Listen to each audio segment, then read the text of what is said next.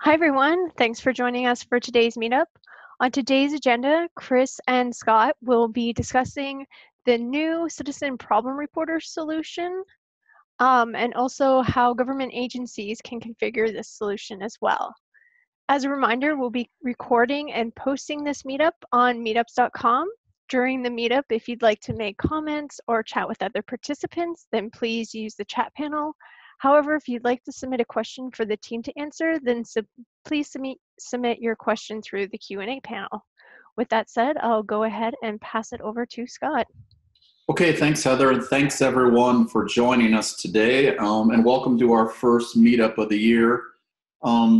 We are going to cover two key topics today. One is I want to start with just a quick summary of the work we released in January 2019, and then dive directly into the Citizen Problem Reporter solution. And as Heather mentioned, if you do have questions along the way, don't hesitate to ask.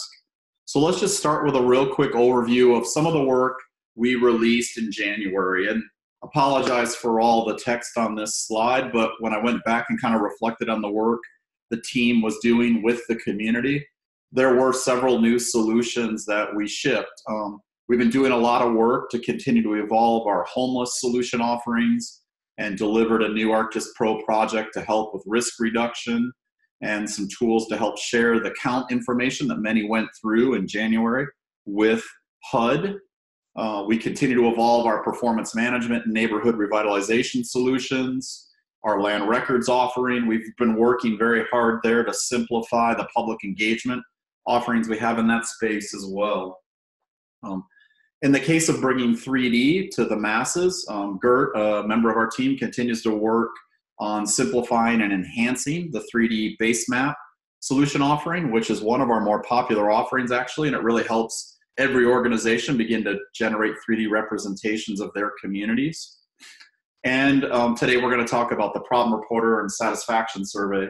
The other thing I'll mention that we've been working closely with our state government team and some natural resource and fish and wildlife organizations to evolve our wildlife resource locators and other related locators like water resources and recreation. And finally, I'll mention that in concert with our public safety team and many emergency management organizations out there, we have been evolving and enhancing our situational awareness solutions and our related emergency management maps. And in the case of situational awareness, that's actually 5 or 6 different ArcGIS configurations that all work together to provide situational awareness in an emergency operations center. So what you'll see is, the meetups we've scheduled for this spring will begin to highlight much of the work we've been doing to provide integrated solutions to both state and local organizations. And today we're going to talk specifically about the work we've been doing to enhance one of our more popular solutions called Citizen Problem Reporter. So to dive specifically into the Citizen Problem Reporter solution, I'd like to set a little bit of context before I turn it over to Chris, who will actually spend most of our time showing you the solution itself and talking about some of the key capabilities. For those of you that either have or are looking at kind of Problem Reporter solutions, some organizations may call these actually 3-1-1 applications. What you'll find is there are many opportunities and many different alternatives in the market. There are products that you can purchase from companies that integrate, in some cases, with other applications. We've seen examples of open source projects being used and even a lot of custom development that's been done to essentially take simple service requests from members of your community and then process that information. We've even seen, in some cases, communities start to use just social media and things like Instagram and Twitter as a simple way to take that feedback in addition to more structured data itself. And what we found, looking at those solutions is that typically many of these offerings are point-based solutions that are very limited in terms of their capabilities. Or in the case of those custom development ones, they're very kind of focused on specific capabilities that they've developed. And because these point-based solutions, there are challenges integrating them with your larger internal workflows that support the public engagement offerings. And so we see limited impact or a lot of additional workflows inside the organization. And one of the things that are also challenging with them is that they're not very flexible and they can't be deployed in simple ways to maybe be responsive to maybe snow events, for example, in your community, or a wildland fire situation where you need to actually stand up or share a real focused, and you want to get real focused input. The other thing is that in several examples we saw, and in many we've looked at, right, the idea of kind of, I would say, kind of faking geography, right? Or how do I handle the geographic component of these problems is a real challenge. Many of the systems that exist try to use address as a surrogate for the actual location of the report. And we all know that, you know, that breaks down in many cases, like vacant fields that may not have addresses, or maybe even intersections where they're not really tied to a specific thing, they're happening within the public right of way. And so inherently we believe, right, that this whole problem reporting and public engagement aspect of your work is a very kind of location-based and location-centric workflow. So several years ago, we developed a solution offering called Citizen Problem Reporter, and we've been evolving it through many releases. And in January, we had some major enhancements and breakthroughs that we wanted to share with you. And the Citizen Problem Reporter solution really comes with 4 key components. The first is the public engagement app called Citizen Problem Reporter that allows members of your community to submit non-emergency problem reports from any one of a number of devices. It's a responsive web application that you can brand for your community. And that application can be a destination for problem reports you know, across your organization. And ultimately, those reports can then be triaged, and you can start to track the status of those problem reports with a complementary application called Citizen Problem Manager. So Citizen Problem Manager is designed for folks inside your organization. And then ultimately, some new capabilities we added in the January release start to get at things like satisfaction and how satisfied are the customers that you're supporting with your problem reporter solution. And we've also been continuing to evolve kind of the fourth piece of this, which is how do I measure and monitor the performance of my response activities and begin to visualize trends and track performance of my organization. And that's what the Citizen Problem Dashboard is. So if you look at those 4 information products or 4 ArcGIS configurations, they really provide the capabilities that we have in our Citizen Problem Reporter solution. And Chris is going to go into this in much more detail in a few minutes. And we've seen, as I mentioned, it's actually a solution that's been in the market for several years now, and we've been refining it and evolving it. And we see organizations, big and small, implementing it for many different types of complaints, like Omaha, Nebraska, who actually developed a very nice new implementation recently and launched it. The mayor launched it, and they call it Omaha Hotline. And it's got any one of a number of different problem reports, and they actually have it wired up into internal workflows inside their organization. We have other examples where smaller organizations like Independence Township are really just focused on code enforcement type issues and land use related issues, and they're using that to feed processes they have inside their organization. And then another one that I wanted to highlight was DuPage County, Illinois, and they were one of our earliest adopters of the Problem Reporter solution, and they did a really nice job building a destination for citizens to come to learn about their initiative, which is really collecting these problem reports and using the citizens as a sensor in their community to help improve operations and improve the quality of infrastructure in their community. And so those are just 3 different examples of configurations and implementations of the solution that we wanted to share with you today before diving specifically into the solution as a whole. So with that, let's do that right now. Let's really spend the bulk of our time together today focusing in on the solution and the capabilities it provides, and talking a little bit about how you can begin to configure and extend it to meet specific needs in your organization. So with that, let me stop sharing, Chris, and turn it over to you. Great, thanks, Scott. So the first place I want to start is on solutions.arcgis.com. This is where you can go to learn more about the solutions that we're going to show you today. You'll learn what's included with them. We'll provide information about the business value that it adds to your organization, what types of things are included. You can also try out any of the apps that I'm going to be showing today, all 4 of the ones that Scott mentioned earlier, have a try it live version that you can start using today and see how they work. We'll also provide information under getting started about how you can quickly deploy these solutions into your organization and begin configuring them to meet your needs. So the deployment process is really straightforward and pretty quick and easy to set up. We provide an add-in in ArcGIS Pro that allows you to browse the collection of solutions. You select the ones that you're interested in, hit deploy, and it will spin up the maps, apps, and services that are required for that solution. So it's all available here under Getting Started. But let's go ahead and dive into the first application, which is Citizen Problem Reporter. So this is a configuration of our crowdsourced reporter web application template. And it's been configured around as a front-end application for citizens or the general public to report non-emergency problems to the city, the county, the municipality. And when we first are presented with the application, we get a splash screen here with a background image that I can customize for my community.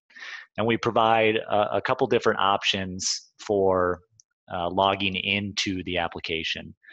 You can add an option that allows people to proceed as a guest or anonymously. So they just submit anonymous reports, create them into your system. We also provide the ability for users to configure using social media credentials like Twitter and Google+. So if you want to capture the identity using social media credentials, you can do that. It offers some advantages to the citizen who reports the problem. When they submit something, they can log back in with those social media credentials and see the status of their existing problem reports. But for this demo, I'll just go ahead and log in anonymously.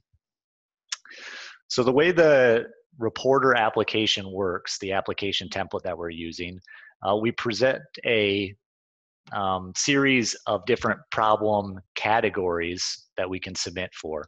And each of these categories behind the scenes is driven by a web map that's shared with a particular group in my organization that this web application template is hitting. So the really nice thing about that, and I think it makes sense a lot in this for this particular category of snow and ice problems. If this is a very seasonal thing here in the north, I'm in Michigan, so we're right in that time right now. But in the summer, it probably doesn't make sense to have this particular problem category visible. So really, to remove it from the app, all I have to do is unshare that web map with the group. I don't have to go in and configure the app and change settings. All I have to do is unshare the item. If I want to make additional problem categories available, all I have to do is share the map with the group, and that problem category will show up in the application. So when I want to submit a problem report, I'm going to select a particular category. So let's take a look at road problems. And when I do that, it's going to present a list of problem reports that have already been submitted. One of the major benefits of this is this can be a way that you can deflect additional call volume from coming into you. If, for example, I want to come in and report a pothole and I find, hey, somebody's already submitted that pothole problem, I can come in and see that that request has already been taken, what status it currently has. I can also like or say I agree with that problem report. So this is an issue for me, so please fix it. And I can also comment on it. So if I want to add my own feedback or my own information associated with that problem, I can. I can also provide some of my own contact information or attach a photo if I want to. So both of these things are also configurable by you. You can expose whether you want people to be able to like or agree with the problem reports, or whether they can leave a comment. You can control all of that.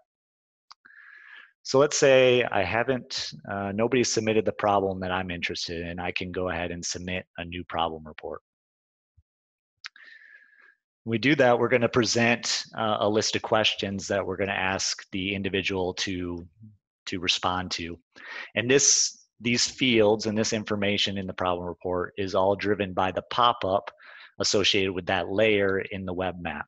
So I can configure the questions that show in the Problem Reporter application by exposing them or hiding them in the pop-up associated with that layer. And things like list are driven by domains on the layers. I do have some configuration on some of the way different questions are formatted. For example, here's a text where I've specified in the pop-up that I want it to display as a multi-line text field. So I add a little more space for people to add their comments. So let's go ahead and configure this. I'm gonna submit a illegal parking. Someone parked in no parking zone. I can add my info, phone number.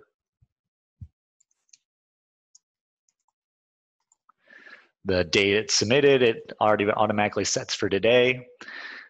Here I can do a couple things. If I was on my mobile device, where I had access to my location and I was right at that particular spot, I could say find my location and it would create a point right at that location. I could search for an address. I can also click on the map. When I do click on the map, what it's going to do is reverse geocode, so I get that actual address associated with that point, and that will be stored with the problem report, which is really useful. So we're not only getting a point on the map, but we're also getting the address associated with it. And then I can also browse and attach a photo. So if I was at the location, I might snap a photo and attach it to the problem report. Pretty straightforward workflow there. So when I report it, it creates that new point. It thanks me for submitting it. And now other people can see that problem report. They can comment on it. They can like it. They have all the capabilities available there. One of the things that we changed about this application, and it's not very easy to see by just looking at the application itself, it looks very similar. What we've done is we've collapsed all the different problem categories and problem types into a single service. So now whether it's a animal report or a land use report or a road report, all of those things are being written to the same service behind the scenes. And one of the main advantages of that is then we can use that service elsewhere, like things like dashboard or insights, to start to draw some conclusions or understand trends in the problem reports that are coming in the community. Previously, we had broken those out into different services, and it was hard to compare things across those different services. So that collapsing into a single service really added a lot of value and advantages. And the other thing that we did is to support, because we're now writing to the same service. If you notice, when I went into road problems, when I submitted a new problem report, under the problem type, I'm exposing a domain that's specific to road problems. The way we're doing this is we're using hosted feature layer views for each problem category. So we've created a view on our problem reports layer for road problems, and then we've updated the domain on that view. So for road problems, we have a unique domain for type of problem. If I go back to animal problems and take a look at type of problem, we're going to see a unique domain for animal problems. So we can expose unique domains on each of the views of the original service, but still write all the same information to the single problem reports service. So it's a subtle difference, but it actually adds a lot of value downstream when I show you some of the other applications. Some of the other functionality that I don't have configured in this app, but you could configure. Let's say, for example, you want to limit the geographic extent or area that you're allowing people to submit problem reports. You can configure that in the crowdsourced reporter application, so that when someone attempts to submit in an area that's invalid, maybe outside the city limits or under the jurisdiction of another municipality, you can show an error or a warning telling them that that's outside the geographic extent. So it allows you to limit where people can place new problem reports, which is a pretty nice feature that we got a lot of feedback about. And so that's available in this application. So let's go ahead and take a look at the next application, Citizen Problem Manager. So Citizen Problem Manager is a configuration of our crowdsourced manager web application template. And this application is used by users within the organization who are responsible for triaging and assigning work associated with the problem reports. So we've configured a single Citizen Problem Manager for all problem categories, but you could configure multiple versions of this application. For example, for animal problem reports, to just give that to animal control to respond to, or you could collapse a couple of the categories into a manager app. So you have some flexibility on who has access to the different applications and what problem categories they see. But in this particular application, we're seeing all of the problem types across the community. And what we've done in the Problem Manager application is we've exposed some filters that allow me to quickly isolate and identify the problems that I might be interested in. So let's go ahead and filter. We're just going to take a look at the animal problem reports. They're ordered from most recent to oldest. So the idea is I can quickly see the ones that have been submitted that I might need to take action on. So let's say, for example, here's a submitted problem report that came in a couple days ago. I can select that one. You can actually see that this came from someone in our user community, I'm guessing, in Cedar Rapids. They submitted something. So it took me to that geographic extent. It has some of the information from the submitter.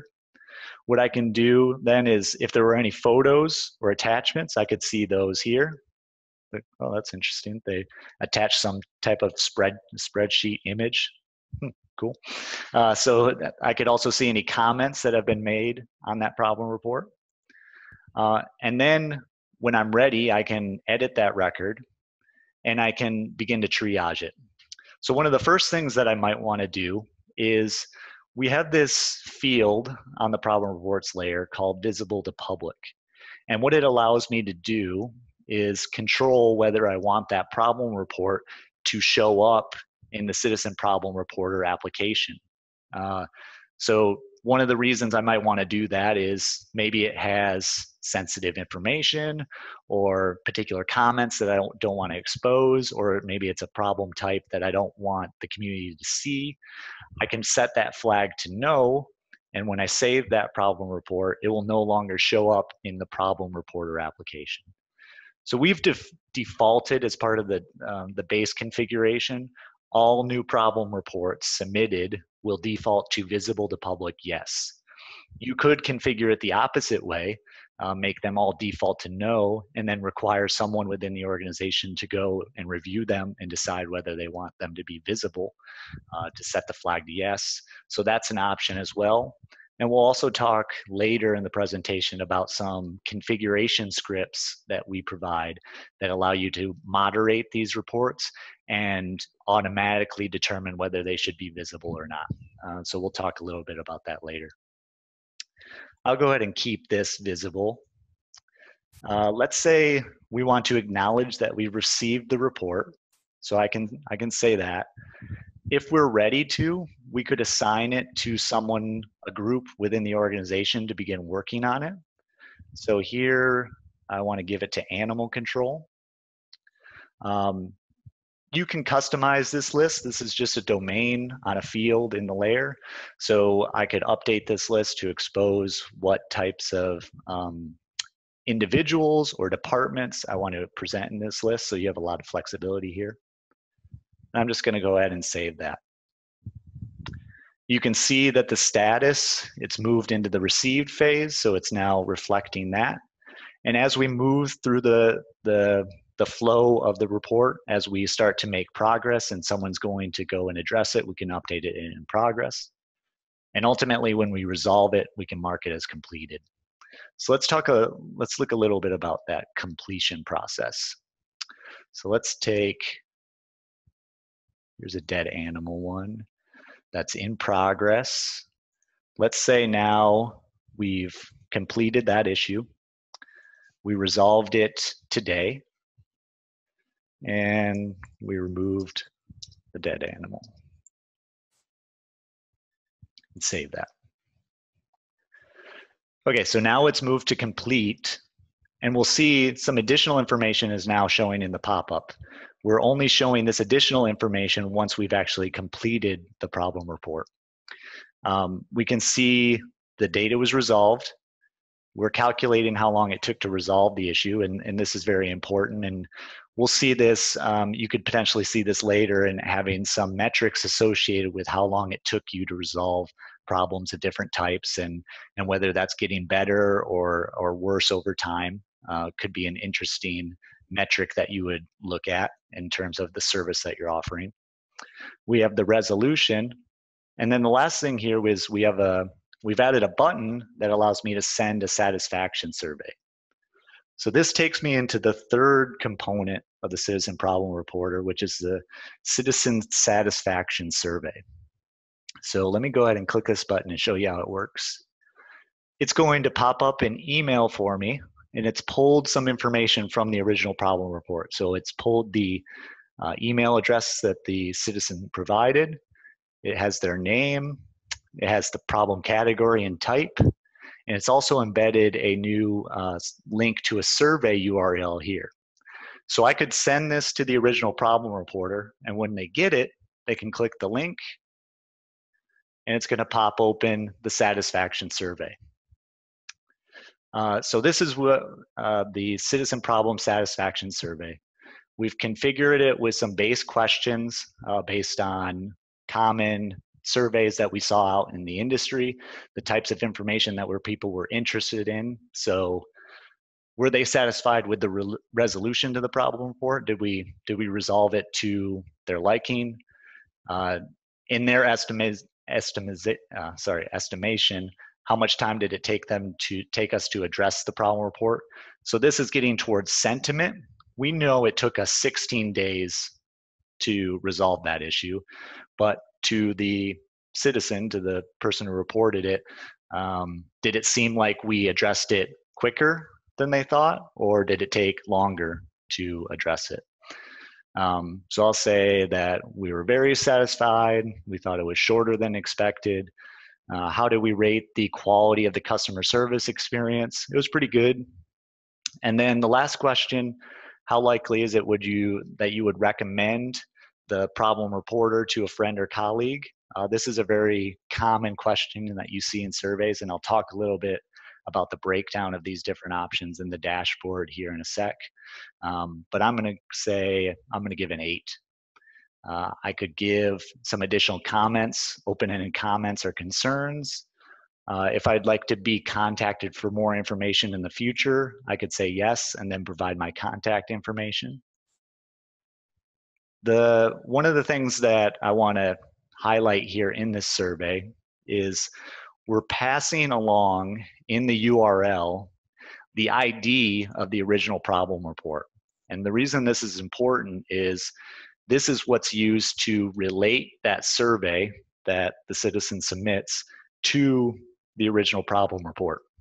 So when we get the survey response, we can actually see the problem report that it's associated with. And we did that through the URL that we passed to the individual in that email.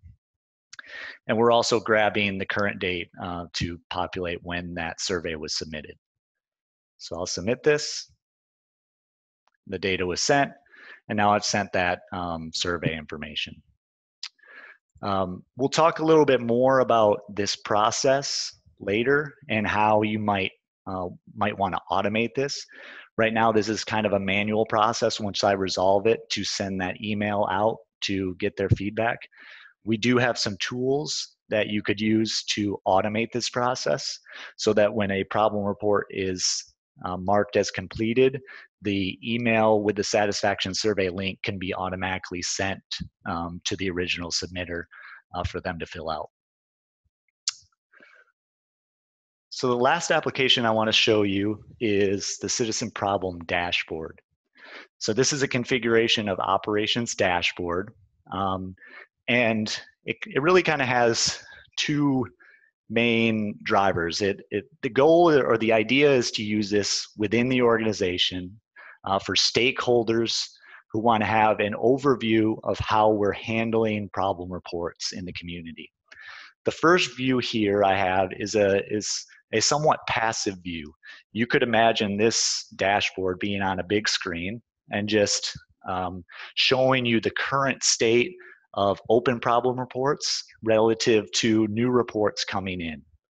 So what we're seeing in this dashboard is this number here in the middle is highlighting how many open reports we have in each problem category. And then down below, we're indicating how many new reports have come in the last 7 days.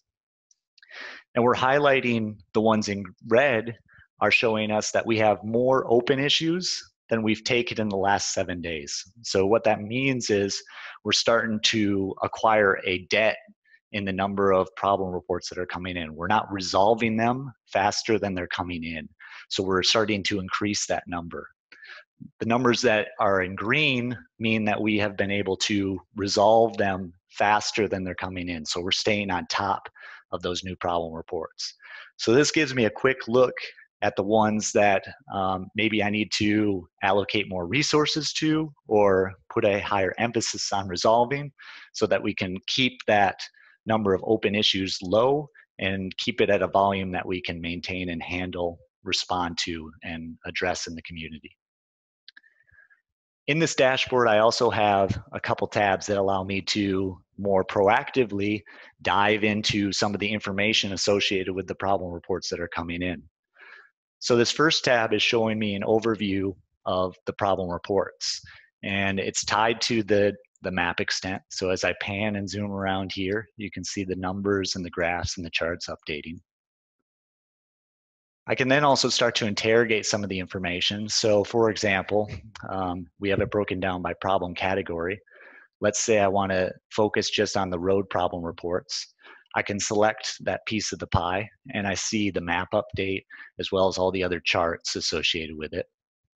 I have a time component here, so let's look at the ones that have come in the last month. So we further filtered that down.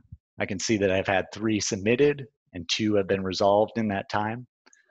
I can click on the individual reports and it will zoom to that extent and show me a nice pop-up. So this is the one that I had submitted earlier in the presentation. It has my details, my contact information. If I wanted to send an email, I could just click that link. And then the status information. So this allows me to really drill down into the problem reports that are open in my community, and I can really start to understand some of the trends that I'm seeing associated with the different problem reports. And it's all kind of dynamic and interactive, allowing you to really explore the data in the dashboard. The last tab is a new tab that we added in this past release that encapsulates the survey results that are coming in associated with those problem reports. So in this view of the dashboard, we're just looking at problem reports that have had surveys submitted for them. So it makes sense. You can see here that all the points are green, corresponding to resolved or completed problem reports that have had survey responses sent.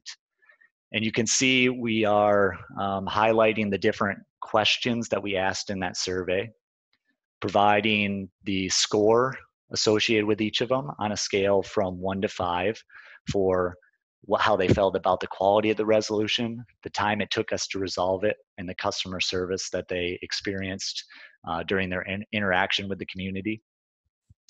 We also have a bar chart highlighting the different choices from 0 to 10 in terms of whether they would recommend ProblemReporter. And we've categorized these into 3 categories: detractors, which is 0 to 6, passives, which is 7 to 8, and promoters, which is 9 to 10.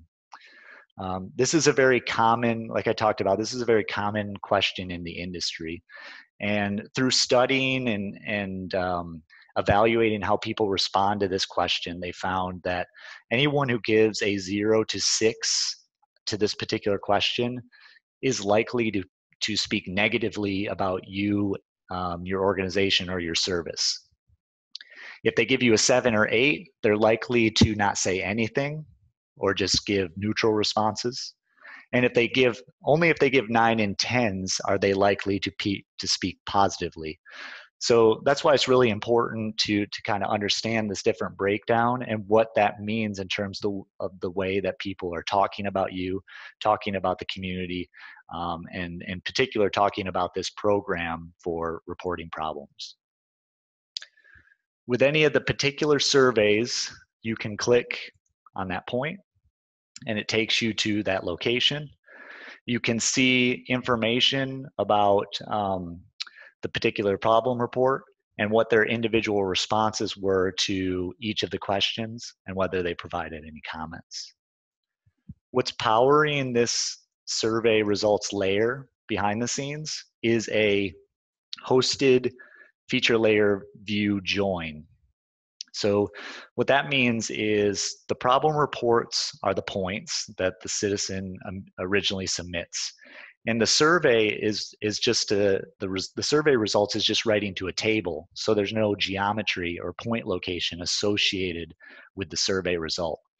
But because that survey result is related to the original problem report, we were able to join the results of the survey to the problem report point. And that way we can visualize the survey response on the map, because we're taking the location of the original problem report and we're joining the result of the survey. And that's a new feature that's available in ArcGIS Online hosted services today that we're leveraging in this application.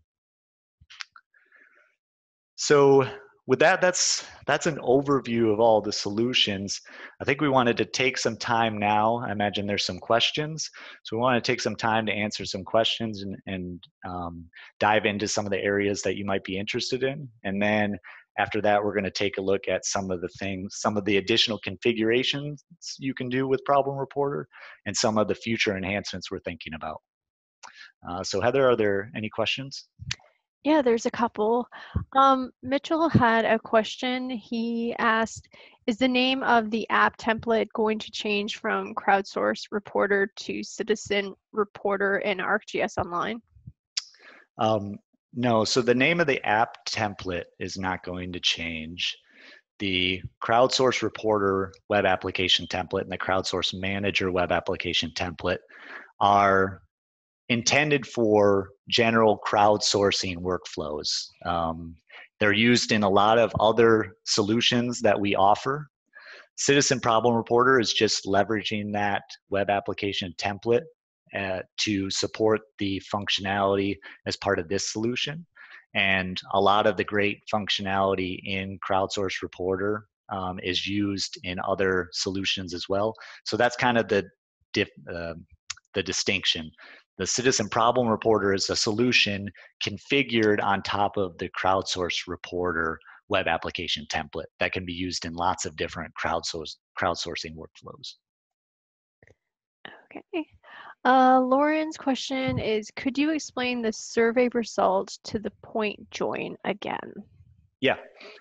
So today with hosted feature services in ArcGIS Online, you can create a join between two layers. And you have an option with the result of that join is you can create a new service, which is kind of a static copy of the features joined together. Or you can create, you can save that as a hosted view. And when you save it as a hosted view, it's a dynamic join of those two layers. So as new problem reports come in and as new survey results come in, that join dynamically pulls that information from those two services. So the way it worked here is the problem report has an ID. The survey result also has that corresponding ID. And I'm able to join those two, that layer to that table, and create a new view of it that I'm drawing here on the map. So this point is the point geometry is coming from the original problem report, and the survey result information is coming from the joined survey result table. Okay. If there's any follow-up questions, I'll let you know. Fernando had a question. Does the citizen problem reporter know if the email you were, I guess, that the submitter had used is actually valid? It doesn't have any way to know if it's a valid email. It doesn't have, we're not doing any check or verifying that the email exists or is associated with, we don't require them to, you know, in some applications, some things when you sign up using an email, it sends you an email and you have to click a link to verify it. We don't have any of that. So yeah, you're trusting that they're providing a valid email for that to work. Okay. Elisa has a question, which I think you're going to touch upon afterwards, is just, can an auto email be set up for a specific category / type? So for an example, rabbit animals that are in the city, some people might want to know about that, so they can receive an email as soon as possible. Yep. Yeah, we will talk a little bit more about that, and I'll show a little where you can get some of that information. But we do have some additional tools and scripts that you can configure around several different workflows, and one of those is email notifications. And you could definitely set it up to, based on a certain criteria, like a problem category is X and a problem type is Y. You can trigger it to send an email to individuals within the organization to notify them. Okay. Mary's question is, I know this is all map-based application, but our city would like to know if it's able to handle non-spatial complaints. That's a good question. I don't know if Allison is on the line or someone else. I don't know if you could definitely, I could see you leveraging something instead of using the crowdsourced reporter app, which I'm pretty sure, I know to show it in the category, there has to be a web map. I don't know if you can make the location optional, but you could use something like Survey123 to submit problem reports, which doesn't require a map component or a spatial location to just submit information. That's one way we've used Survey123 to submit non-geometry or map-based issues into the system. So you could imagine where instead of problem reporter, you have Survey123 that feeds into manager and dashboard. Okay. Yeah, Chris, Problem Reporter itself doesn't support non-spatial reports. You're right. So you'd have to have some way to kind of fork someone off to Survey123, as you suggested. Yeah. Okay. Christopher had a question.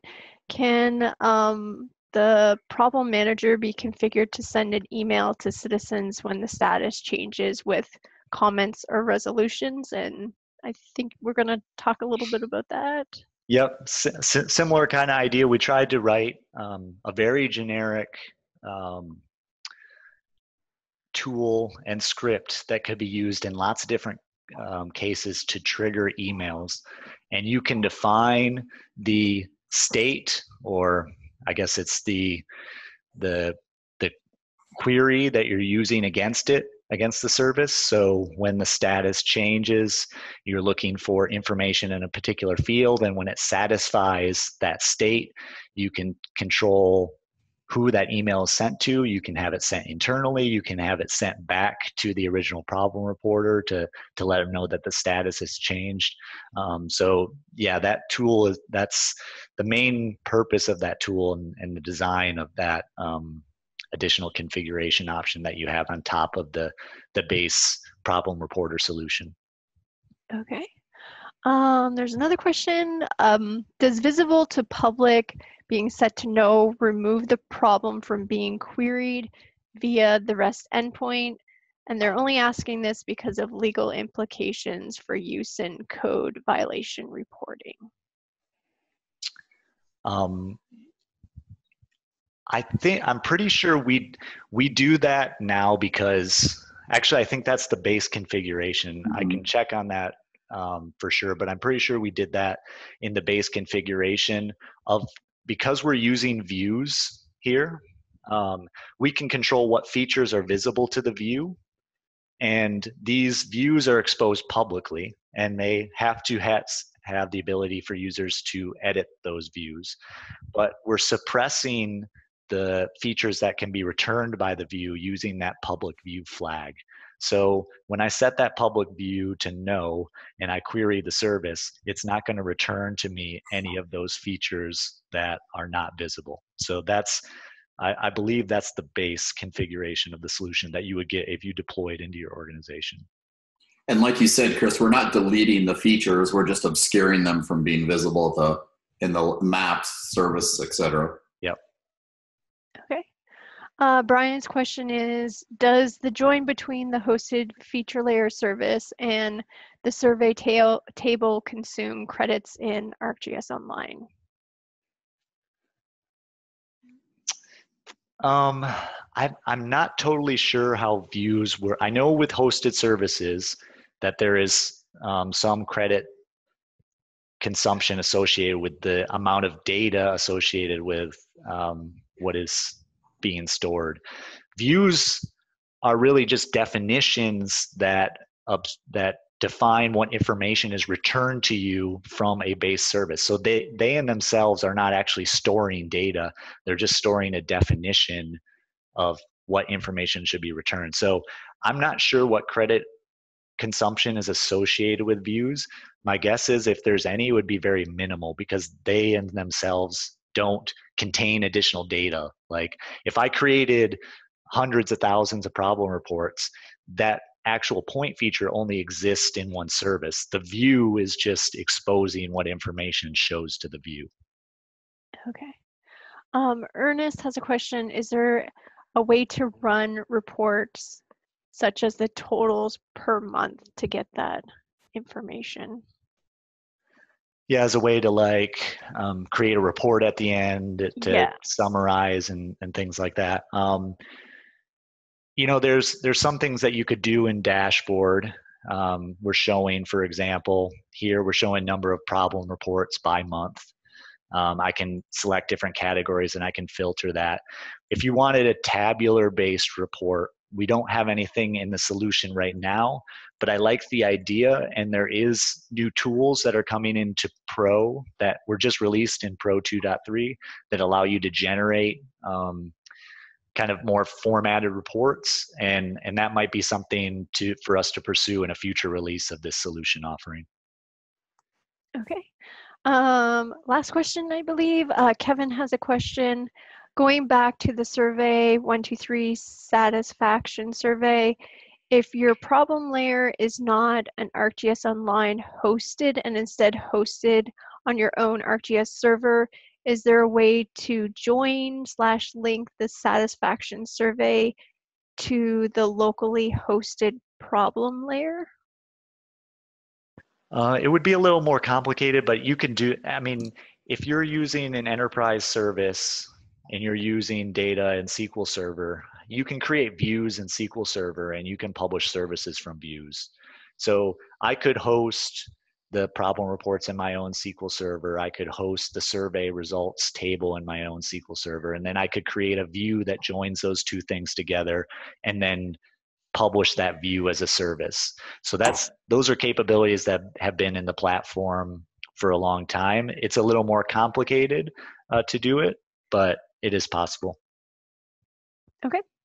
That is all the questions for now. Great.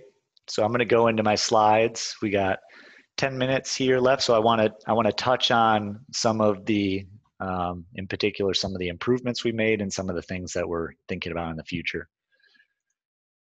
So what was new in January? The satisfaction survey was a big piece of that. And it really kind of rounds out the solution. We're offering a service as a community, and we want to get feedback about that service that we're offering. So that satisfaction survey kind of closes that gap. We consolidated the feature layers, and we're using new feature layer views. We're using views on the problem types themselves to obscure the information that's returned, like we talked about, but also to provide unique domains and experiences associated with those particular problem categories.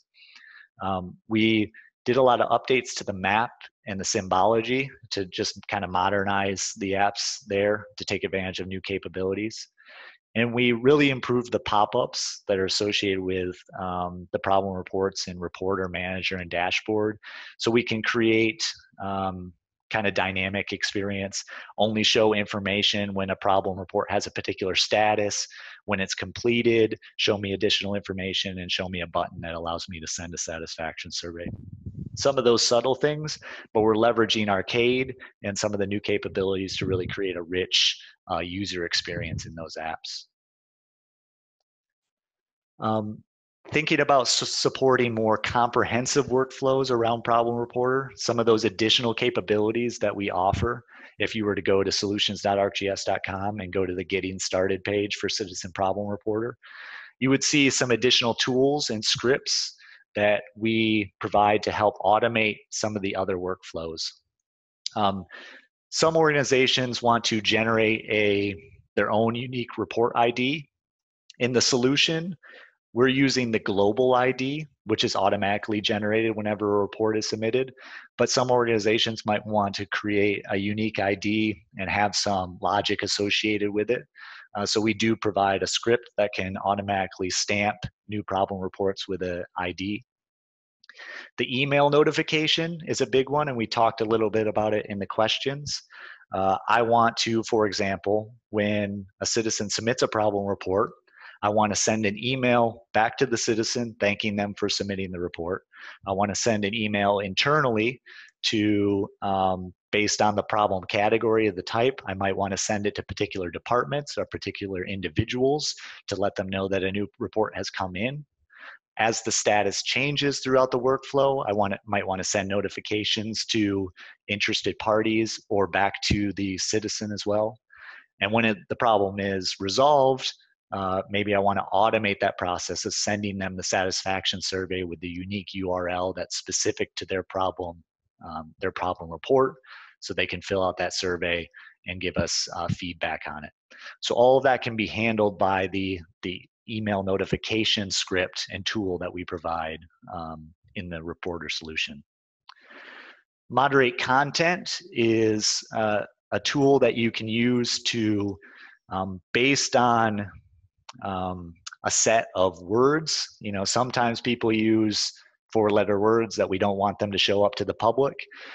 You can use this tool to look for patterns or certain words in content in particular fields. And if it finds those, you could trigger it to automatically flag the report or change, for example, the public view to no, so that that report doesn't show up in the Reporter app, doesn't show up to the public. So that tool is pretty helpful to have it constantly polling. As new reports come in, it can do that moderation. And it can even do the moderation on any comments that are made on top of existing reports. So you can alternatively filter out particular comments that are made on problem reports. Chris, another area while you're talking about that one that I've seen that used is if you think about the priority or importance of a report, right? You see, flooding on street, and you want to elevate the importance of that report, just by looking for keywords and help kind of drive more, more immediate responses to those activities. Yep. Yeah, it's a good one. The workforce for ArcGIS integration, you can see that this workflow of responding to a problem report and potentially having workers within the organization going out in the field and addressing the reports could totally fit into a workforce project. You could see workforce for ArcGIS being used to create assignments, assign those assignments to particular workers, and directing them out in the field to do the work, and ultimately resolving that issue. So we provide scripts that you can use based on the problem reports coming in to automatically create assignments in a workforce project that you can then give to field crews and field workers to go handle. Geographic assignment allows you, based on the location of the problem report, you can automatically assign it to particular departments or particular agencies or organizations. You can pull that information from an intersecting feature and enrich the problem report with the geographic location of where that report was created. And then the last one is, you could see this problem reporter application hooking into different CMS systems. And for example, we've worked with CityWorks that allows you to, if you're using CityWorks, allows the citizen to use Problem Reporter to submit the report, and then the script runs and pulls that information from Problem Reporter layer and pulls it into CityWorks.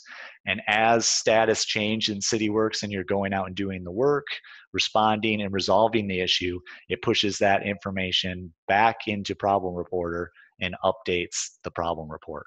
So Problem Reporter is your front end for interacting with the citizen, allowing them to submit the report.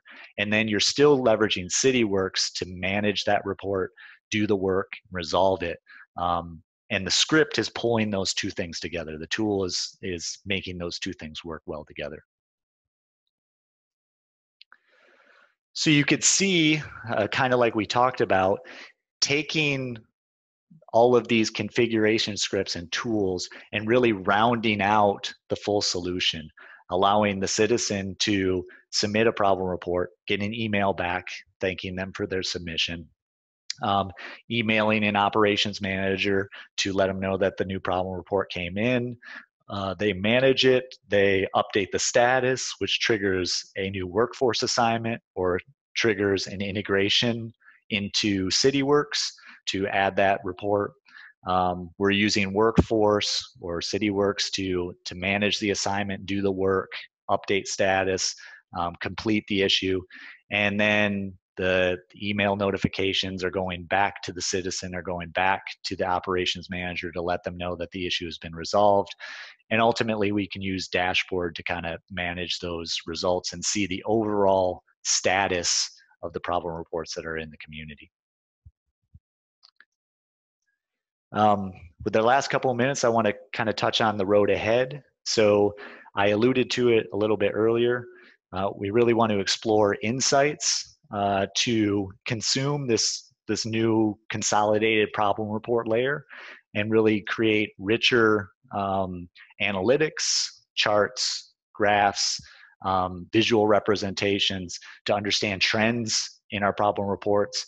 Are we getting more efficient or effective at resolving the problem reports? How quickly are we resolving them? And what is the satisfaction associated with the work that we're doing? So that's something we're looking at. We're also looking at creating a new hub initiative around Problem Reporter to create a public destination site that you can wrap the Problem Reporter in and tell your story of how it works. We've seen a lot of communities do some really interesting things in this space. Scott showed DuPage, but it's your opportunity on your public site to kind of tell the story of how it works when you submit a problem report. Where does it go? What work is happening? How will you be notified? How will you get updates? Things like that. Hub also offers us community identities, so we can have more transparency into who is submitting problem reports in the community, especially if they sign up for a community identity through Hub. We'll have more reliable email addresses, and when they submit a report, we'll automatically know who they are, how to contact them, things like that. And then just additional richer capabilities that Hub is looking to do in the future. That's Hub's goal is really to enhance public engagement, and this is an ideal candidate for a public engagement solution. So there's really a lot of opportunities for us to work with Hub to really expand what we can do with Problem Reporter. Chris, the insights for ArcGIS workbook may also be a good way to provide some of those monthly reports the folks were asking about earlier too, right? You could have some standard reports that you just share directly with those stakeholders. Yeah, that's a great point. And there are options to kind of tabulate things and represent things in different graphs and charts and share that information out. So with that, I think we have like 1 minute left. Maybe we can take a couple questions. There doesn't seem to be any questions. Okay, good. Is there anything else that you wanted to add, Scott, before I wrap up? No, I think we're good. We can just give, if anyone does have any final questions. We had a lot of them kind of after the demo, but we'd certainly be glad to answer any questions. Okay.